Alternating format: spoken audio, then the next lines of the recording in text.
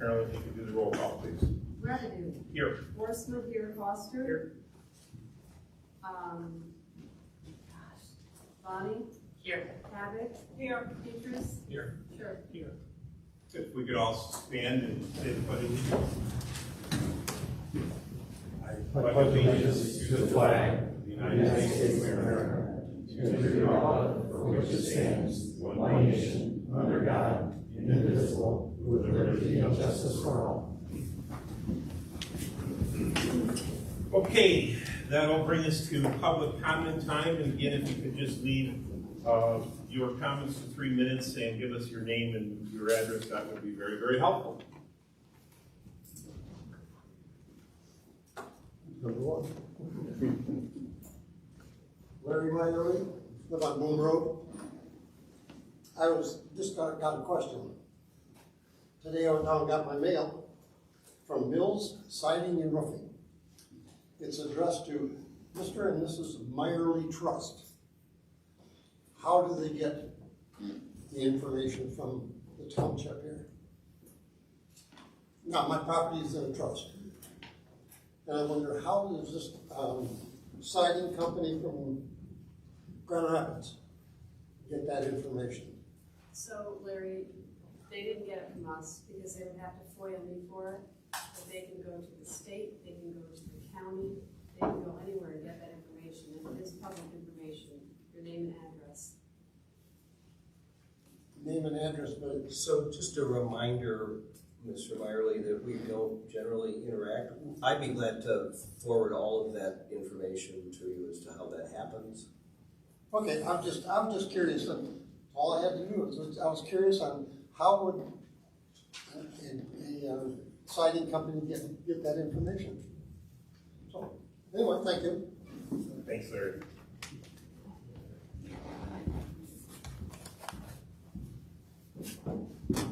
Hello, Myron Malatke. Don't remember my address. 14788 Boone Road. I am not Jim Douglas. So Jim's not here, obviously. He thought that the meeting was going to be a couple weeks out, as we discussed. Jim's really been the one running with this Boone Road thing. And, you know, to be honest with you, I'm worn out as much as the board is with the whole thing, okay? I'm not an anti-boater. I do believe there's safety issues. Jerry, you and I talked before and during the break as well. You know, there's a right way to do it. No one's sitting up here with the board is a maritime expert, okay? Your interpretation of your discussion with Thayer is much different than our interpretation of what he said, okay? And as you told me, your honest to God word that we're gonna get this in front of the DNR, awesome. I can tell you, you know, if the DNR makes a determination, I'm good, okay? Not looking to just continue this path and try to find new ways, okay? To answer your question though, Trustee Petrus, the buoys were put out a couple years ago, okay? And what I can tell you, they were extremely effective where we were. I think most boaters, and I tend to just believe that boaters like to have fun and they're good people for the most part. It's just the ones that are cruising through there, causing the issues. It's consistent. You know, you can almost pick the boat out as you see it coming.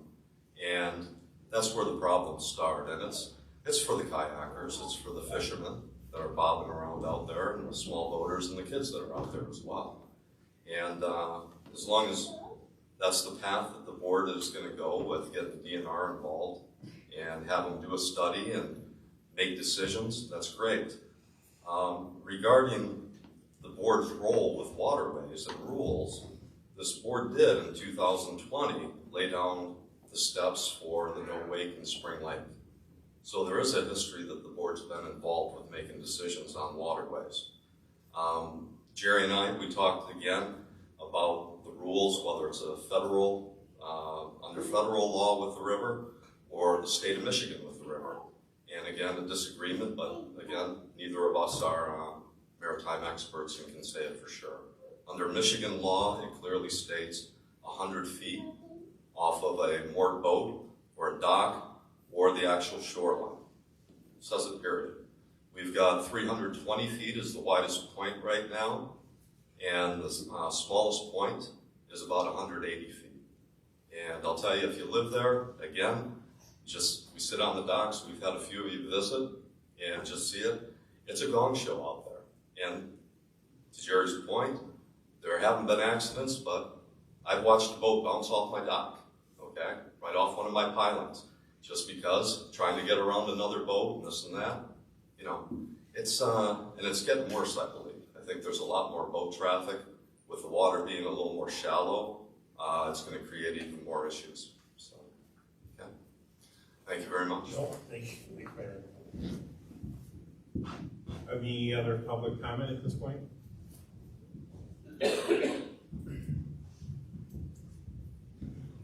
Hi, Monica Archibald, 14716 Arcadia Woods Drive.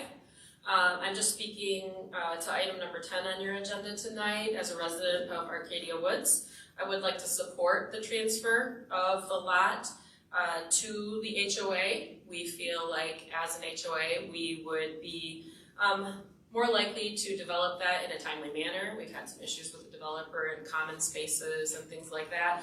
And as a resident and somebody who helps to run some of the social activities within the community to foster a neighborhood experience, we are running slim on spaces to have community gatherings, and we feel if we were to have that lot, we would be able to do so a little bit more effectively. We have run community cookouts, barbecues, we've done 4th of July fireworks, food trucks, and things like that, and it's all been centered around that area right next to the playground. So we feel as if we were to be able to have control of that lot and have it transferred, that we would be able to make really good use of that. So just speaking on to the support of transferring that to the HOA of Arcadia.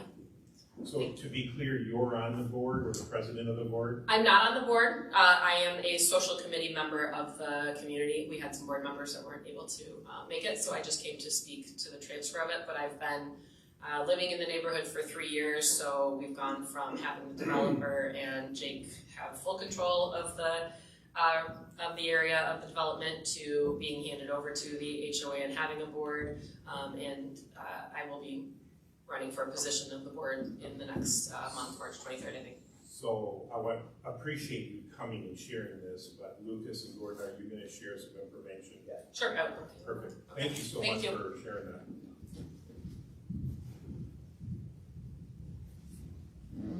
Good evening, Molly Ziegler, 18282 Christina Court. I'm coming to you after a very successful ballot win with over 75% of the voters agreeing that the rezone of the property in question should not have happened.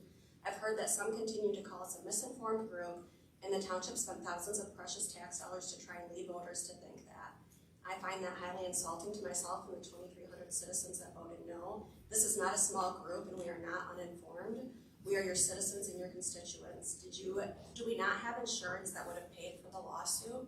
Is my question, and my other question is who authorized the $8,500 in tax money to be sent on flyers to tell voters that their vote doesn't matter?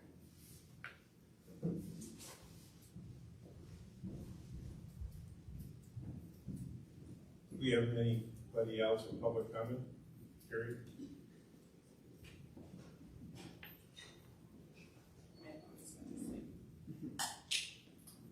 Hi, Carrie Youthy, 16192 Old Orchard Drive. I didn't want you to miss me, so. I just wanted to kind of ask a couple of questions. One, continuing to request that the meeting minutes be expanded for the public comment to know what people are coming up here to talk about, so that when people are looking back at the minutes, I mean, they could look back at the video or the live stream, but that may not be posted for long term. So it'd be nice to have those up there. I'll continue to ask for those. Also, ask for the live stream to be expanded to the work group meeting that's before this meeting for those who can't make it, because you guys have a lot of great information on that, and I think that would be very helpful for continuing that transparency, and it just made of having that up 1 hour earlier. And then also at the planning commission meetings, would like to hear, I should be Gordon, about the public notice. Just curious where those public notice signs are, if that's been ordered or bought. And something Gordon, he did share some information, the agenda for tonight's meeting to WGHN at their request, and that was nice to see that. In regards to the no wait that came up, I am a pleasure voter, have been for almost 35 years, and I have to tell you, moving here, Spring Lake is very congested. It can get really crazy, and it has more so in the last, I'd say, 5 years. I think due to the increase of homeowners, more homeowners coming into the community, you have more people buying boats during COVID. It has gotten very difficult. And I think when we got the high water and it went to no wake, that was actually really nice. And I've had small and large boats, so I've done both. I know it's fun to get whipping through, but I have to tell you, I've watched kids down the river who are on docks get bopped off and get into the water because a boat went by. And I'm not talking a big boat. I'm talking like a 15-footer as they're flying by. And it sounds crazy, you would think a 15-footer could throw a wake. But if they're close enough to those docks, it does cause a problem. If you've got quite a few boaters going through. And then there's a lot of confusion too. People don't know where and when the wakes end. So I think when we had the no wake, it was much clearer and easier to manage on the lake as well as rivers. It would be nice if we could, if you guys do make changes, that those are also posted at all the, what do you want to say, when you drop off your boat? Things, the boat ramps. That helps clear up things too, what people need to know and what they don't know. But you guys also mentioned throughout that on the west side, it's already a no wake. It just means it would make more sense to have both sides to be even. So this way there is no confusion and that people aren't purposely going around that. I know I'd go around it and I'd mess with that. And then you said something about regulating. You're already regulating our trash, and I'll leave it at that. So I hope you guys do consider, I think as a voter, I think it's a great idea to make it where it's seamless. If it's one side, make it on the other side, make it easy. So thanks for your consideration. Have a nice evening.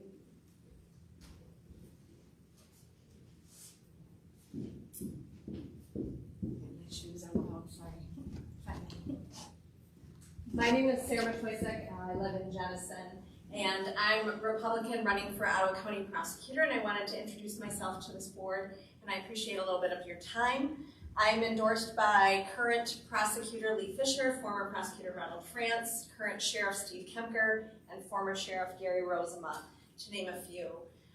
I am currently your Chief Assistant Prosecutor here in Ottawa County, and I'm serving in my 23rd year here as a prosecutor in Ottawa County. This is obviously what I have a passion for, this public service as a prosecutor, and it's where I hope to finish my career many years to come down the road.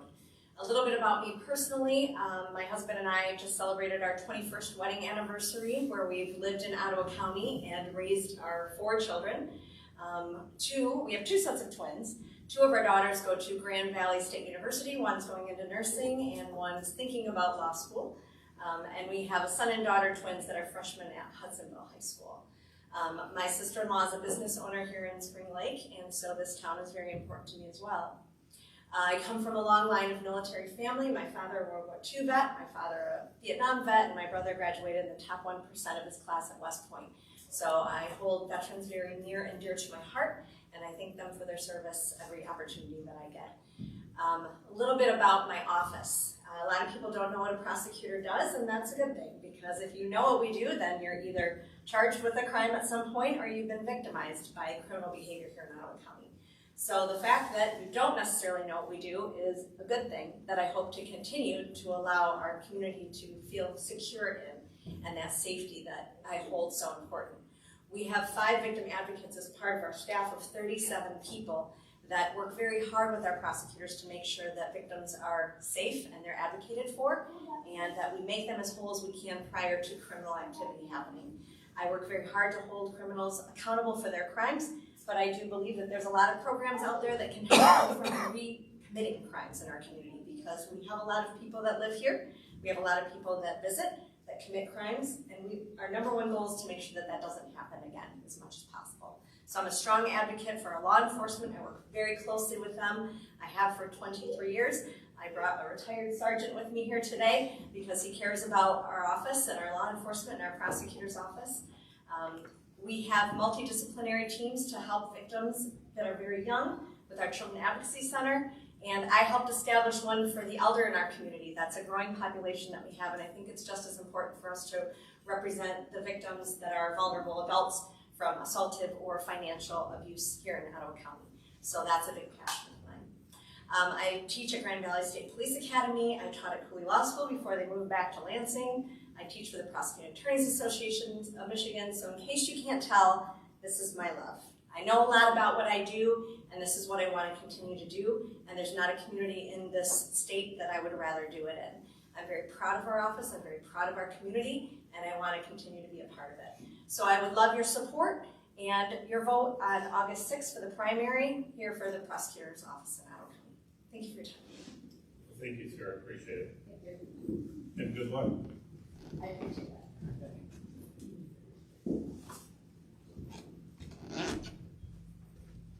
Yeah, I brought handouts today. I didn't have any last time. Trying to raise some money. My name is Josh Bruger, 626 Slayton Avenue in Grand Haven. Like Sarah, I am a candidate this coming August for the August 6th primary. For me, I'm looking to represent District 10 as the Ottawa County Commissioner. I've been working alongside Roger Bergman and trying to bring some, or maintain some common sense coming from our districts, Spring Lake, Grand Haven, and Ferrysburg. Tonight, I wanted to bring something to your attention. That's one of the handouts that I passed out. During the budget debates that were contentious and basically a fiasco last summer, one of the programs that is very important to our community was almost cut. The funding for it was almost cut. And that was an $80,000 grant to a small organization named Pioneer Resources. Pioneer Resources exist in part to bring people to work when they don't have transportation and to bring people to medical appointments when they don't have transportation. I've been going door to door since October of last year, and I knocked on a particular door in Grand Haven, spoke with a woman named Sandy. Sandy was on oxygen when she answered the door. She asked me one question after I gave my little elevator speech. She said, "Are you with Ottawa Impact?" And I said, "No, I'm not." She said, "Come on in, I want to tell you something." I came in, we sat down. Between the oxygen tank kicking on and off, Sandy shared with me that Pioneer Resources had been taking her to her cancer treatments for the last 8 months. And she said, "Josh, if it weren't for Pioneer Resources, I would be dead." I can't make this up, it's very real. And what's in front of you right now is the community mental health millage that we passed in 2016 as a county. It's going to be on the ballot again, hopefully in 2026. But right now, we're so focused on lawsuits and making people like Ron a lot of money, as Phil pointed out last time, that we haven't even begun talking about the community mental health millage. So I want to raise awareness to that, make sure that it's on your radar coming forward, because we need to get back to making some policy decisions that impact our community and quit fighting amongst ourselves. So again, Josh Bruger. I also included my business card on there. My personal cell phone is with it. Please call me anytime. Thank you. Thanks, Josh, I really appreciate it. Good luck. Any other further public comment? Okay, we're gonna go ahead and close the public comment at 7:19. And we're gonna move forward with our regular business. We need to approve the agenda, but are we going to include anything that would be inviting Lieutenant Thayer to our? Yes, I think what we talked about during our work session was to add a request to the DNR to share reports, and if we could add that to the agenda, maybe as item 10A. That would be great, sure.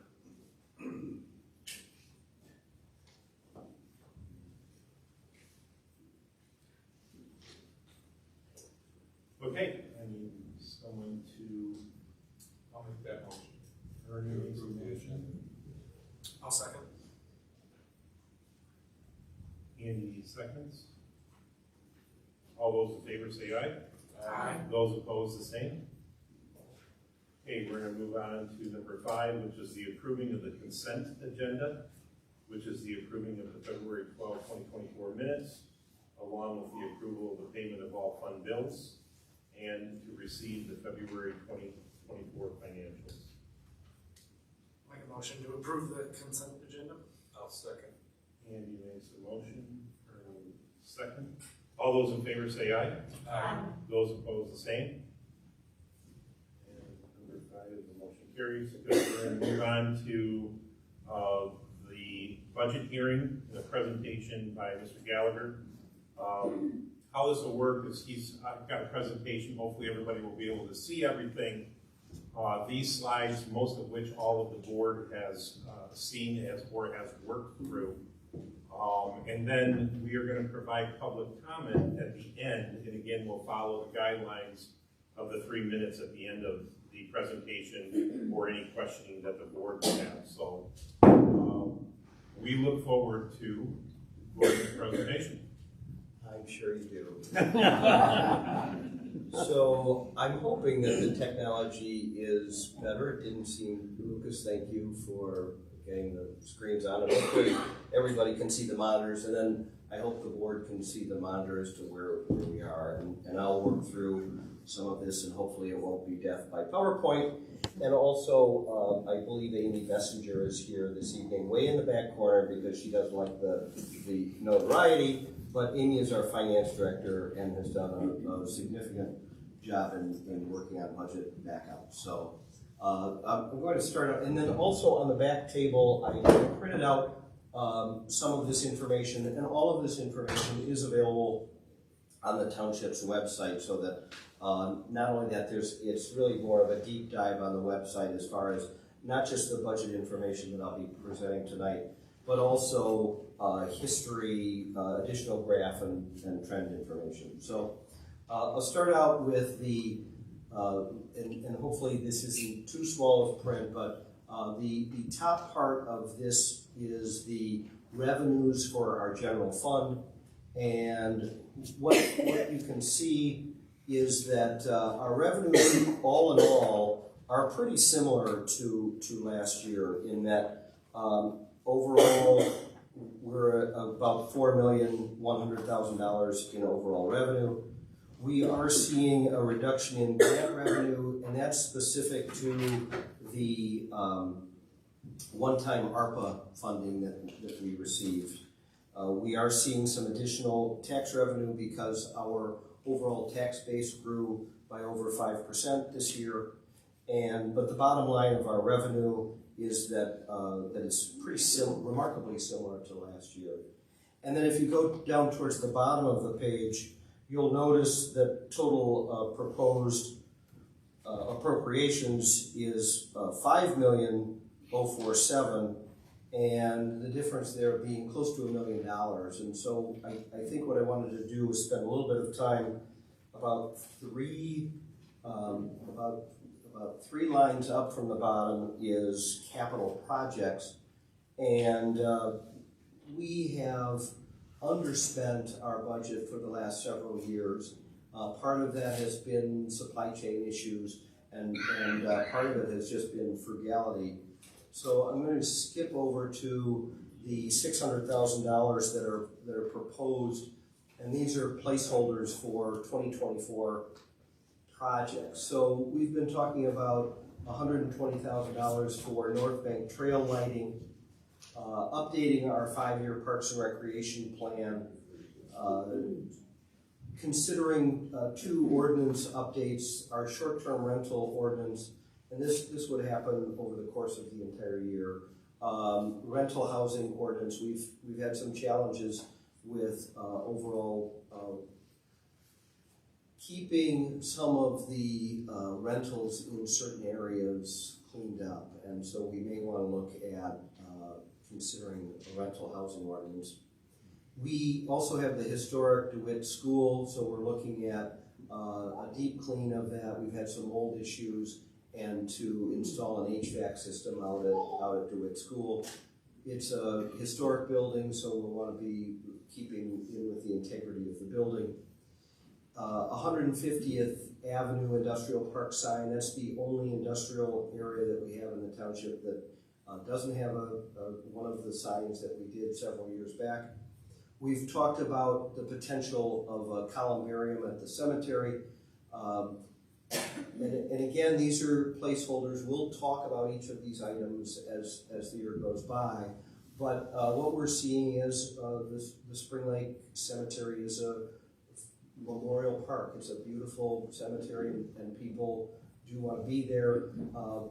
Building a columbarium would provide for additional space for several decades to come. The M104 message board, considering assisting the village with upgrades to Central Park. They have been working on doing some upgrades. We want to do a wage survey in 2024. Several of the items in our budget are increases to wage, specifically within our Public Works Department. And we want to make sure that we study that. Wages have changed a lot over the last couple of years, and we want to make sure that we are comparing correctly. And then also, the last time we did a water and sewer rate study was in 2007 or 8, I believe, so about 15 years ago. So we want to look at doing a water and sewer rate study. Also, we have worked through our ARPA funds. We have received $1,325,000. You can see the list of the projects that we worked on. The largest of those being the Coles Park drainage work. So that was the work that was done in Strawberry Point.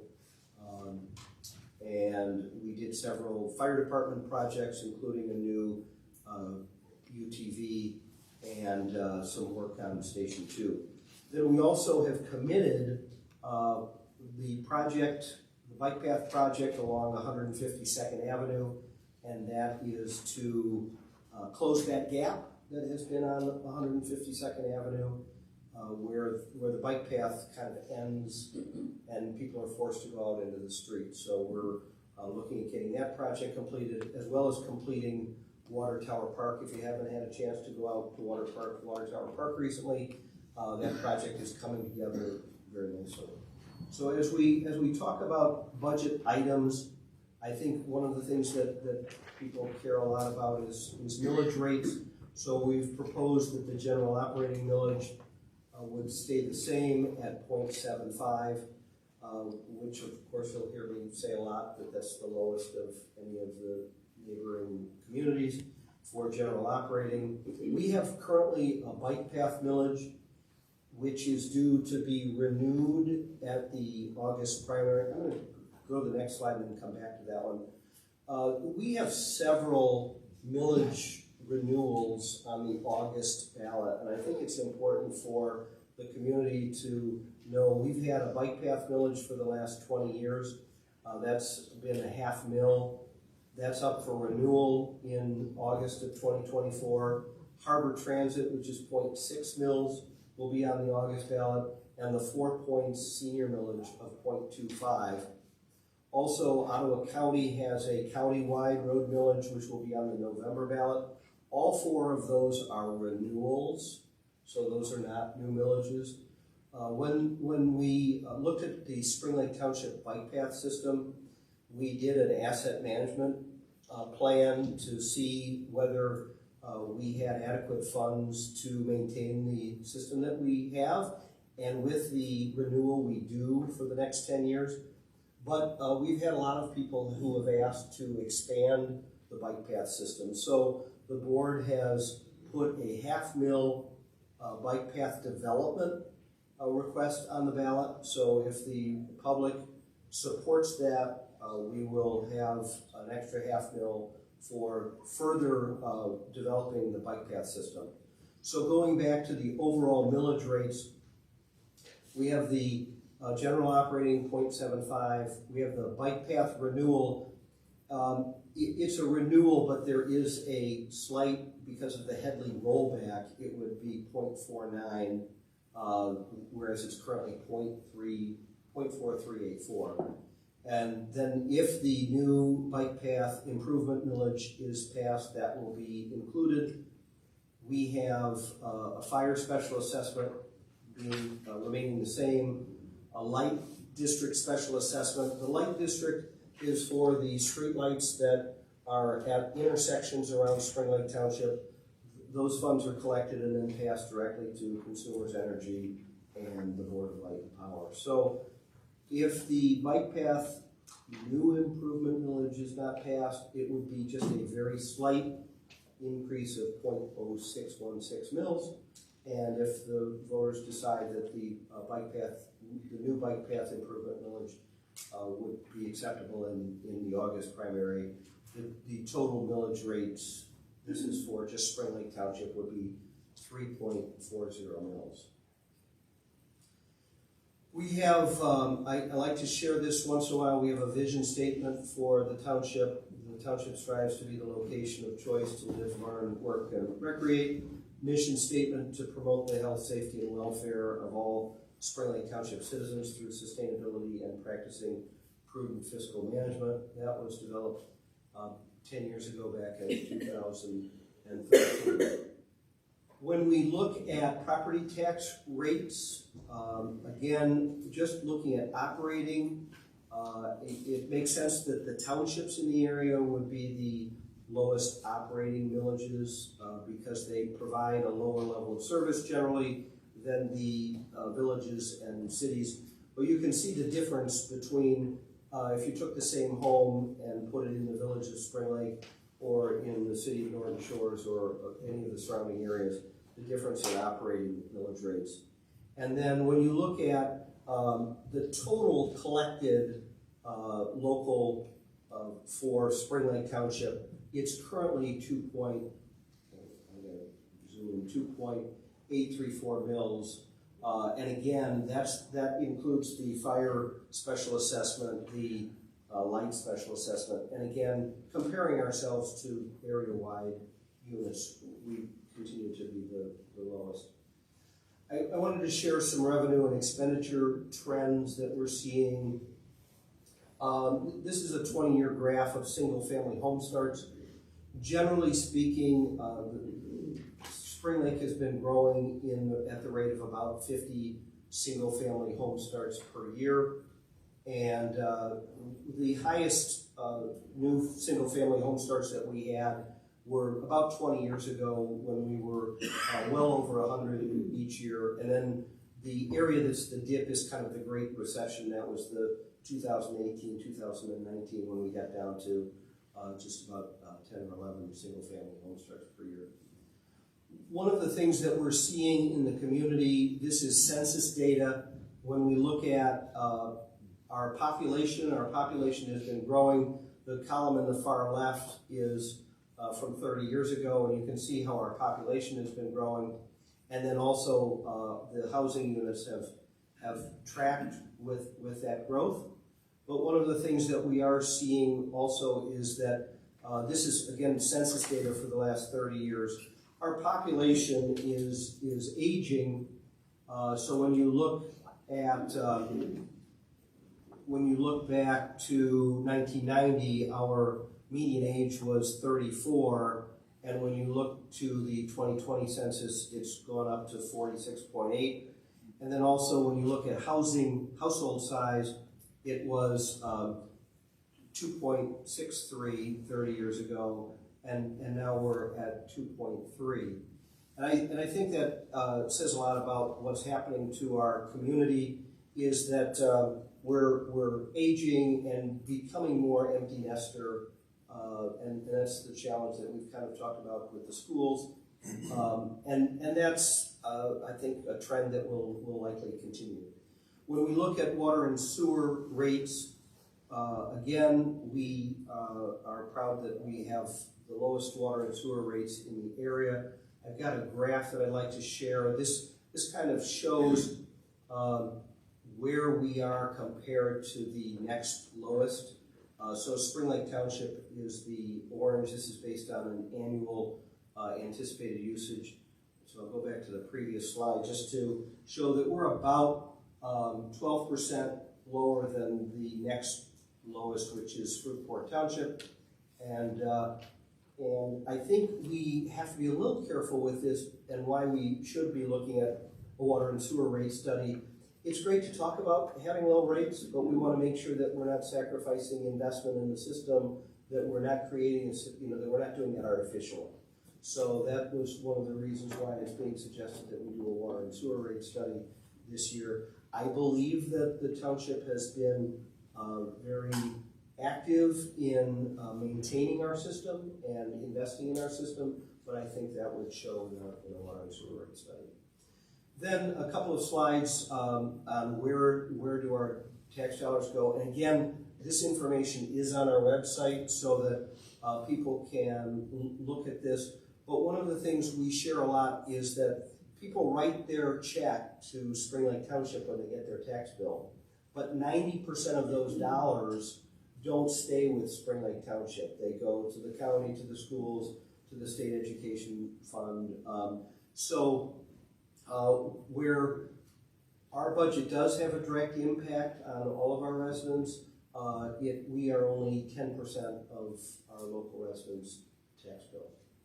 And then top 10 employers, so this would come as no surprise that Miller Knoll is our largest employer, formerly Herman Miller.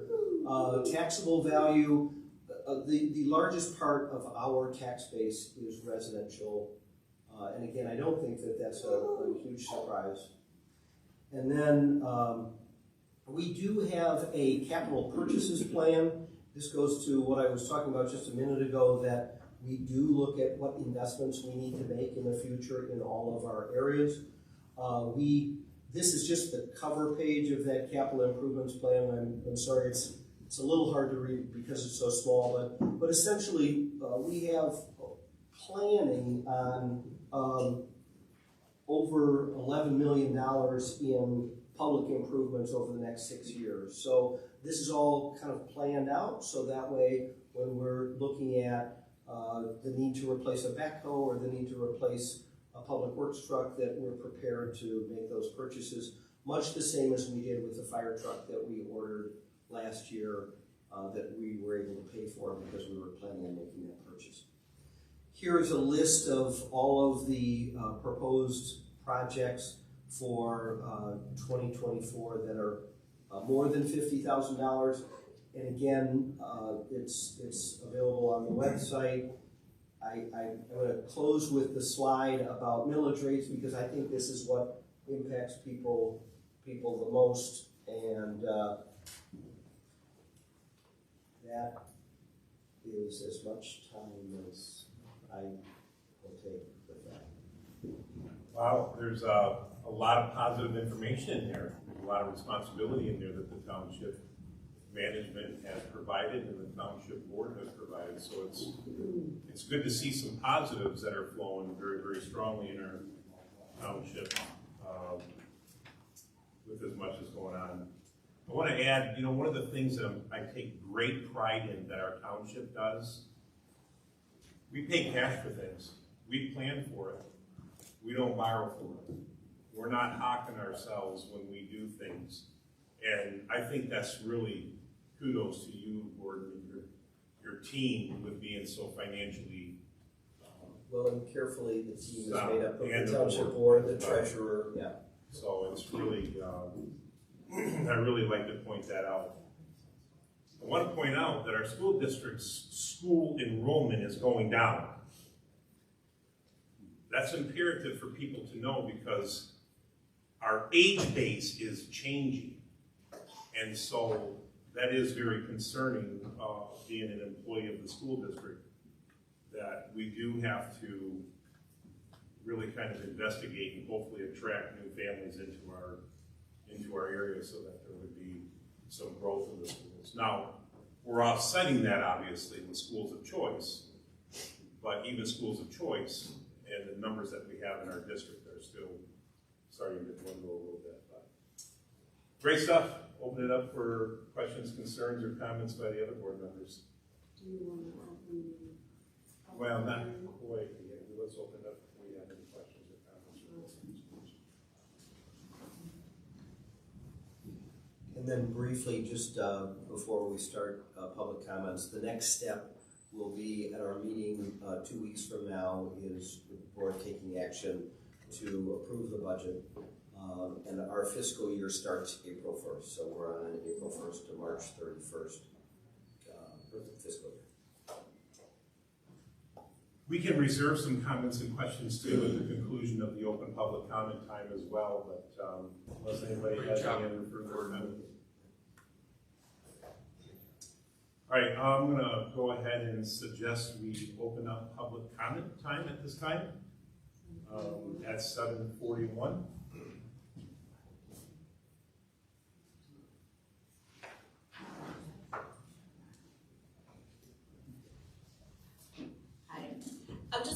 questions from, first of all, I should say, I've been coming to these meetings over a year now.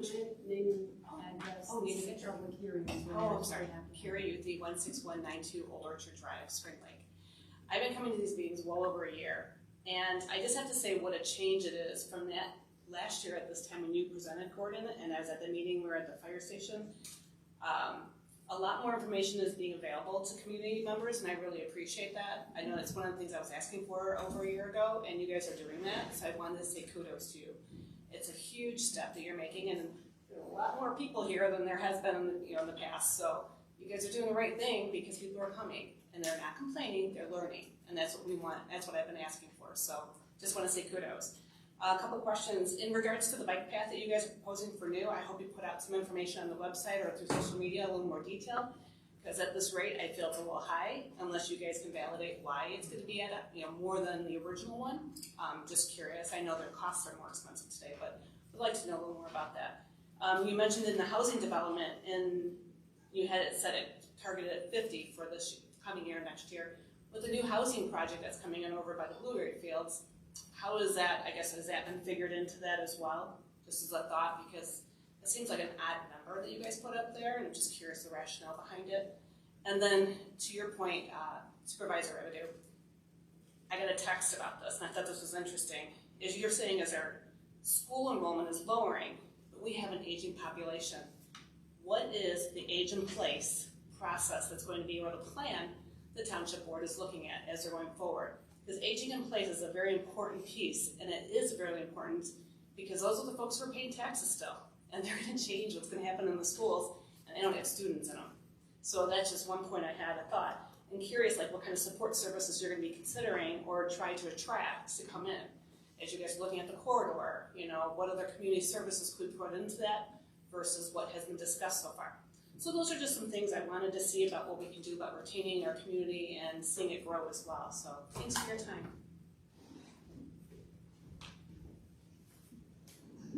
Any other public comments? Robert Lackey, 16228 Bear Drive. Coming off Ms. Youthie's comment on the bike path.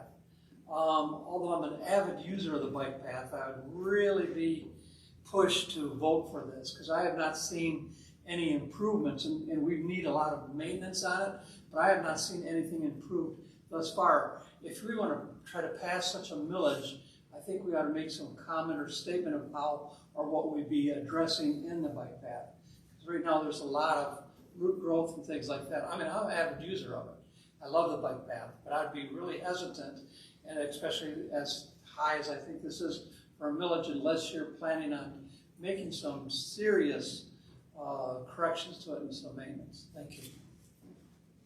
Thank you. Supervisor Revenue, if you don't mind, let me just jump in on those two comments because the bike path millage renewal is for upkeep and maintenance of the path system that we already have. And we absolutely will get out information about that. The bike path improvement millage is a new millage for roughly, I think the number was $10 million worth of new bike path, and we will absolutely get out the information about that, and then the voters will decide whether the improvements will make sense. The board wanted to keep those separate so that the voters had the opportunity to vote for the renewal, and then look at the increase, the new separately. Yeah, and that's a fair assessment. I think it's going to be our responsibility to really get information out to our township. The cost of doing bike path business has skyrocketed compared to the days of, where we were at as well. So that's kind of interesting. Or something that we have to mitigate, I would say. Other public comment? Last call, we'll close it down. I make a motion to close public comment at 7:46. Second. Okay, we got motion and a second. Okay, all those in favor say aye. Aye. All those opposed, the same.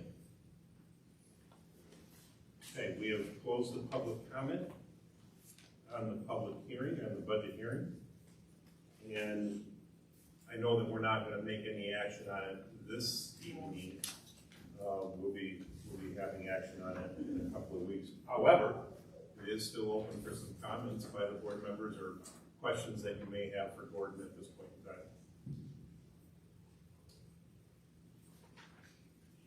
No, my only comment is we've been through a couple of workshops, budget workshops over the last couple of months since January, so we've been working on this, so I just want to thank the staff for all of their efforts and data that they've been bringing to us and getting it on the website.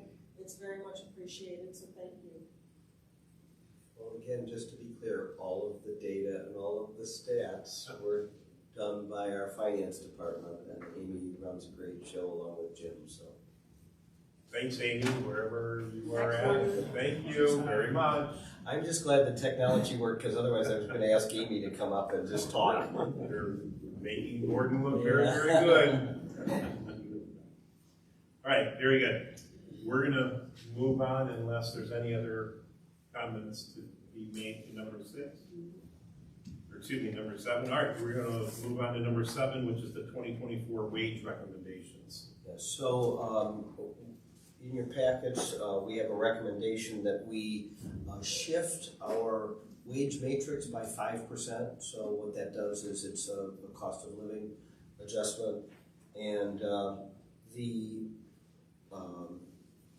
also increases for our paid-on-call firefighters and increases in the per meeting rate for the Planning Commission, Board of Review, and Zoning Board of Appeals. So what is being suggested for the Planning Commission, Zoning Board of Appeals, and Board of Review to move those to $100 per meeting with an additional $25 for the chair.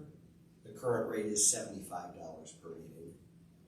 And then for the paid-on-call firefighters and wages, that's a very similar 5% increase with some rounding to more round numbers. So that's the recommendation.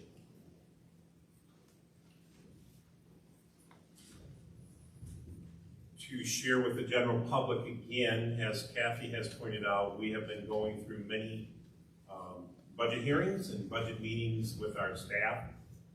We've asked a lot of honest questions to our staff.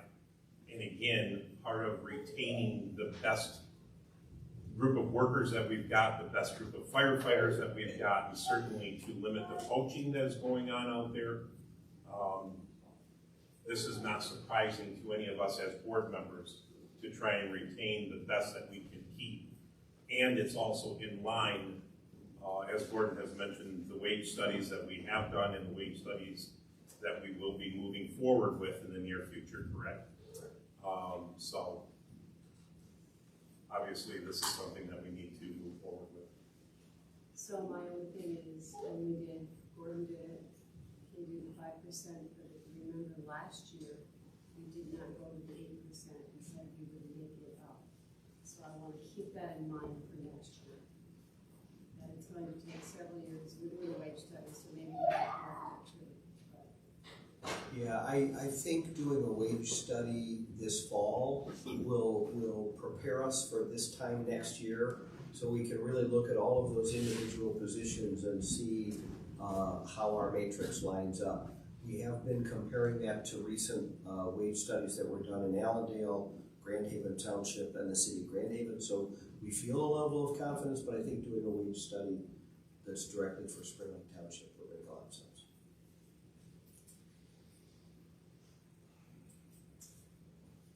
We're going to need a motion in a second.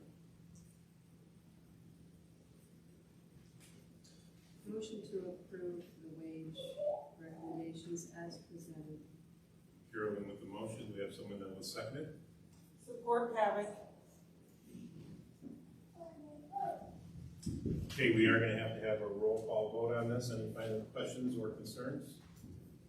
Okay, Carolyn, can you call for the vote? So Bonnie, what we do is I start on this end and then I rotate. So you're first. Okay, approve. Norwood, yes. Sure. Yes. Horstman, yes. Foster. Yes. Havoc. Yes. Petrus. Yes. Rabidou. Yes. Carried. The motion carries. And Mr. Supervisor, just a reminder, because we are live streaming, Yes. and the live stream does not pick up your voices if you don't speak into the mics with them on. Just I know you can hear Friendly yourself. reminder, yeah, we can hear, but we'll have to turn our microphones on for these folks. Much appreciate that reminder. Okay, the wage recommendations passed. We're going to move on to some board appointments.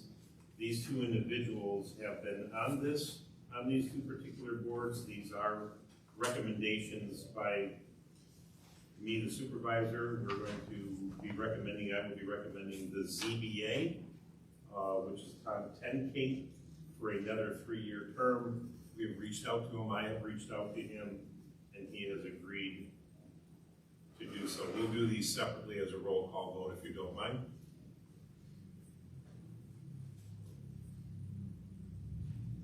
We're gonna have a motion. Yeah. We're gonna need a motion and a support. I make the motion to appoint. So Kathy's making the motion, I'll anybody second. support? Ernie will support. Okay, all those in favor, say aye. Aye. All those opposed, the same. Moving on to the Wetland Review Board, Margaret Shea has been serving on the board, and she is going to be new. No, She was on the board, She right? was on. And Margaret Shea has agreed to a new 3-year term for the Wetland Review Board. Make a motion to approve Margaret to the Wetland Review Board. Second. Motions for a second. All those in favor say aye. Aye. Those opposed, the same. Good. Okay, we're gonna move on to number 9, which is our zoning ordinance text amendment. And Gordon and I believe, obviously Lucas will be taking these two things. Great. Thank you very much. You bet.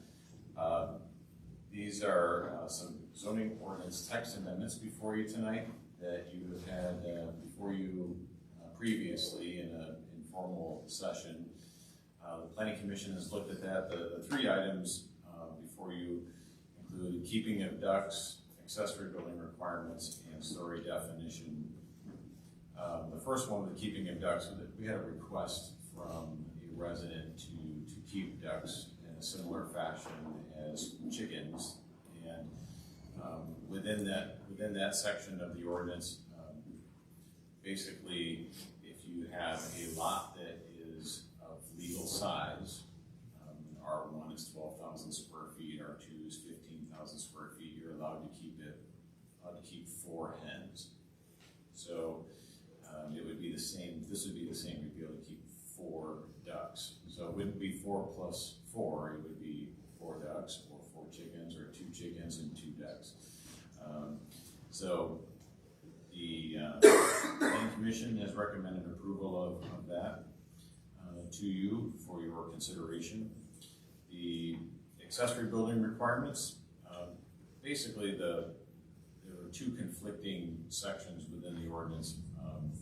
One of those said a 1-story accessory building is permitted.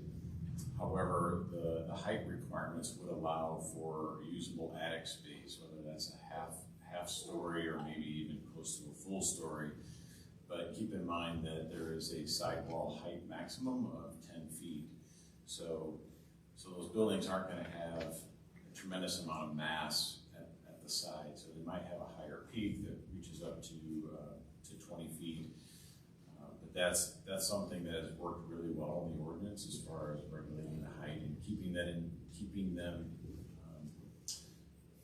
consistent with the residential structures that are on site as well. So that one's been recommended to you as well. And then the story definition, really that one is a technical matter to bring the story definition more in line with what the building code has. So it's just a more clear and concise definition. So those are the 3 items that are before you tonight. If you have any questions, happy to answer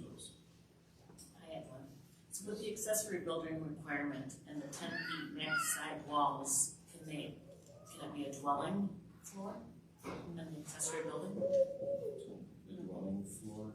Livable space, no, right? Oh, on the upper story, correct, that we do not allow for accessory dwelling units or in the single family districts, there's, you only have one dwelling.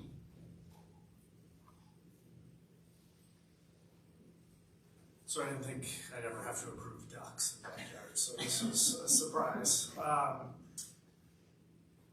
With the P5 lands being rezoned back to ag, this doesn't fit into any of those. And is there any special exceptions? Because ag land has a lot less restrictions when it comes to animals. Some of these lots will fit into this size, but they're not regulated by this ordinance. That's a good question. I haven't looked at that closely. I think from a standpoint of, the ag district, there are the allowances for the intensive livestock operations. That's where you're headed, but I do think that is a special land use permit through the planning commission that would require a public hearing and things of that nature. And then there's also the Department of Ag that would get involved in that. So, Mr. Bolchi? Is your question, could they do an intensive livestock operation? Well, I'm not asking that, but I'm asking, this policy does not apply to P5 right now because it got zoned back to ag, so. We're gonna have a site plan that we approve. It's not gonna be conducive to an agricultural operation. Even though the zoning's still ag, we can outlaw that in there? We're gonna have a site plan approval, which is gonna have residential lots. And we could ask for, one of the conditions that we often do with developments is ask for a master deed about allowable uses.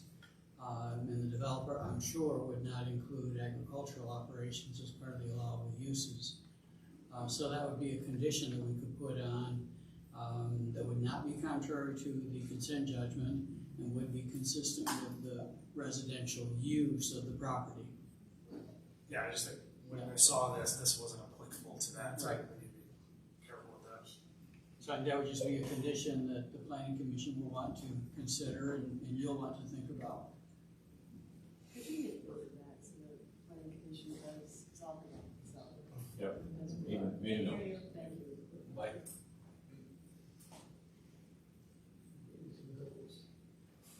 Is that Yeah, that was satisfied? Yep.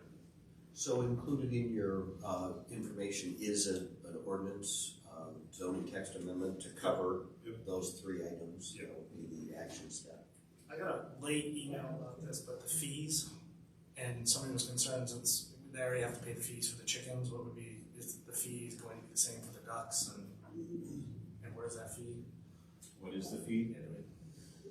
I think for the initial application, I believe it's $40, and then the renewal, which is every 3 years, I think it is, it's $25.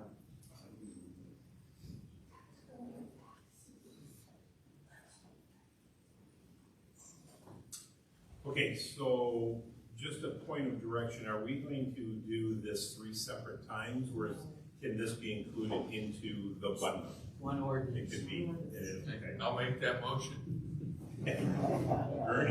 Ernie will make the motion, I'll second. and Andy is going to support it, so. To approve and, The text amendments as presented. right, and to authorize the supervisor and clerk to sign.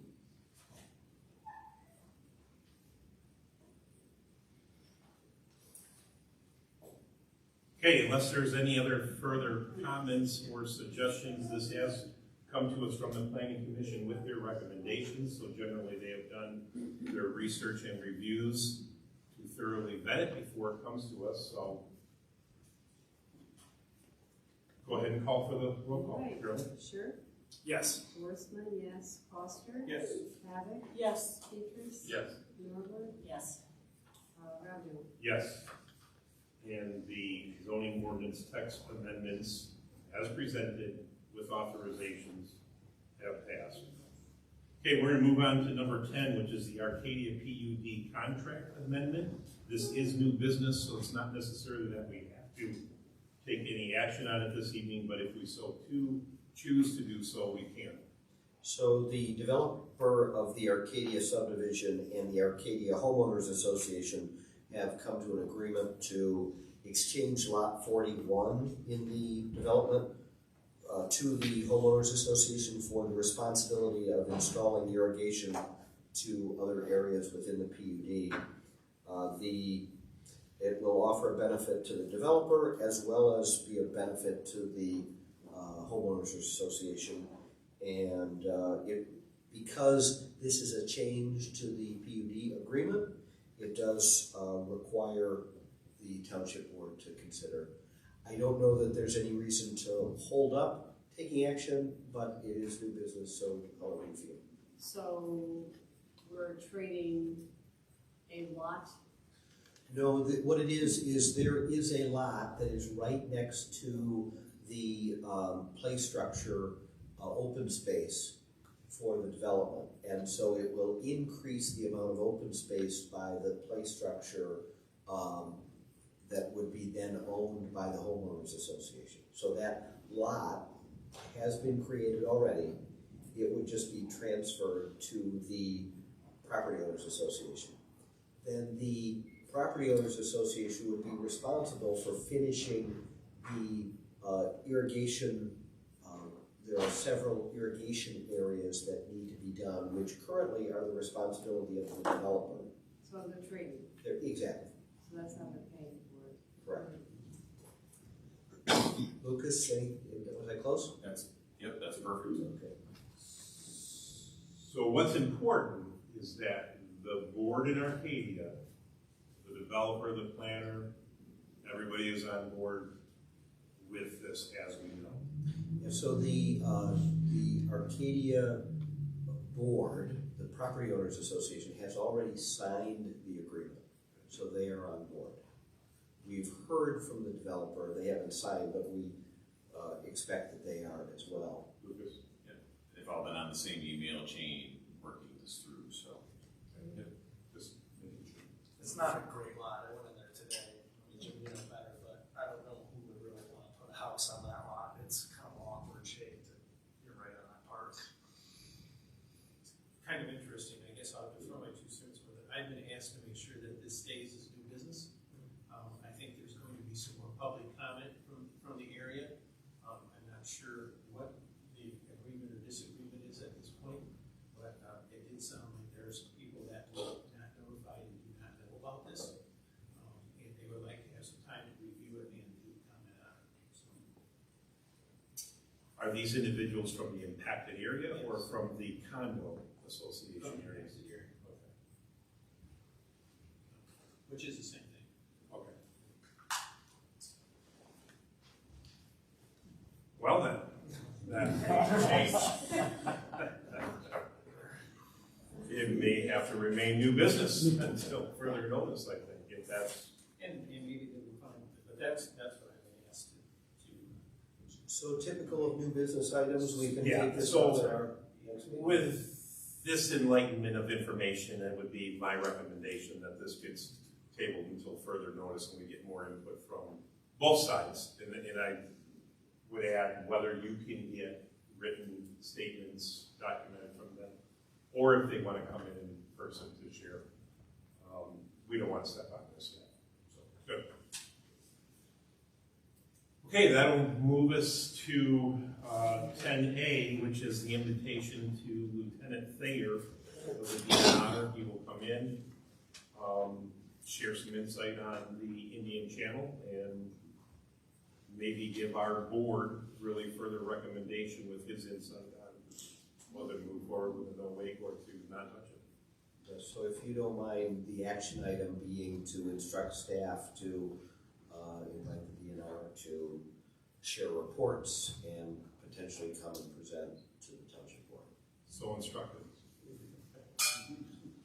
I'll make that motion. Support.